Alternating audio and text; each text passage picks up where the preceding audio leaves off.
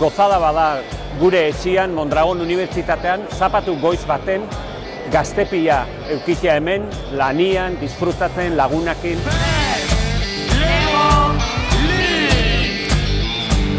Gaur espero dut gazteak, Euskadiko gazteak, zientzia, teknologia eta berrikuntza era divertigarri baten ikustea, Eta bere senideak, enpresak eta familia hezkuntza proiektu horretan parte hartzea eta giro onan egotea.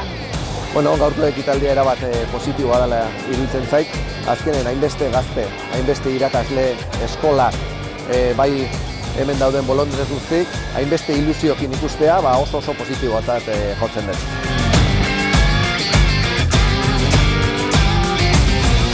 Hamabi urte darama iniziatiba honek martxan eta orduan hori zenbat eta jende gehiago parte hartzen duenez, azkenean beharrezkoa izan da leku gehiagotan egitea ekintza hau. Bi gauza azpimarratuko dituzte.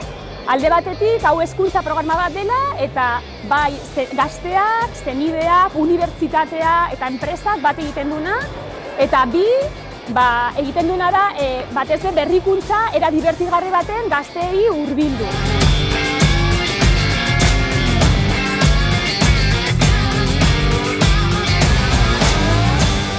Bueno, azkenen horrelako ekitaldi bat estimen inguruan, zientzia, erronka berriak, teknologia nola erabili, sormena, eta gazteek erronka horiei ere nola aurre egiten dien ikustea, erabat garrantzitsua ikusten dut.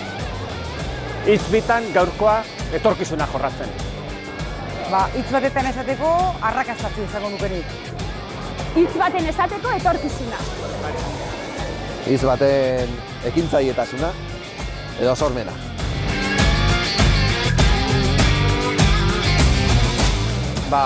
Balorazio bikaina, ezin hobea.